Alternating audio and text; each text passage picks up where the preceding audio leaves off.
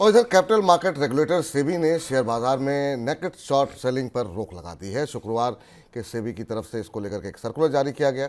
सेबी के सर्कुलर के मुताबिक सभी निवेशकों के लिए सौदा सेटल होने के समय डिलीवरी बाध्यता को पूरा करना ही होगा। सर, ये जो अब नया सर्कुलर आया है, क्या कुछ उसमें मोटी बातें निकल करके आई और क्या कुछ बदलाव किए गए?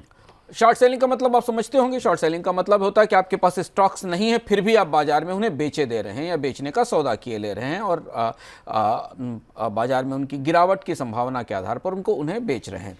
सेबी ने शॉर्ट सेलिंग के नियमों में बदलाव किया है और उसमें 2-3 महत्वपूर्ण नियम आए हैं। सबसे महत्वपूर्ण नियम तो ये है कि नेकेड पूरी तरह से बगैर किसी सपोर्ट के, बगैर किसी व्यवस्था के आंख बंद करके शॉर्ट सेलिंग अलाउ नहीं होगी। शॉर्ट सेलिंग पर प्रतिबंध नहीं लगाया है सेबी ने, पर नेकेड शॉर्ट सेलिंग पर रोक लगाई है कि अंधाधुंध शॉर्ट सेलिंग नहीं की जाएगी।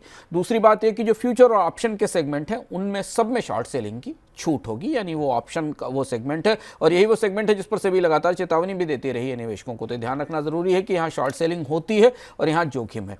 पर जो तीसरा और सबसे महत्वपूर्ण प्रस्ताव या प्रावधान इस सर्कुलर में है विपुल जी, वो ये है कि किसी भी इंस्टीट्यूशनल इन्वेस्टर को, इंस्टीट्यूशनल इन्वेस्टर्स मतलब एफआईज और डीआईआईज, विदेशी निवेशक और भारत के अपने जो म्यूचुअल फंड्स हैं या वित्तीय संस्थाएं हैं, इन्हें डे टू डे ट्रेडिंग में किसी भी इंट्राडे में डे टू डे ट्रेडिंग में सौदों को स्क्वायर ऑफ करने की इंट्राडे में छूट नहीं होगी, यानी इन्हें शॉर्ट सेलिंग में सक्रिय होकर आगे आने की छूट नहीं मिलेगी। सेबी ने कहा कि इंस्टीट्यूशनल इन्वेस्टर कहीं भी किसी भी तरह इंट्राडे में अपने ट्रांजैक्शंस स्क्वायर ऑफ नहीं करेंगे।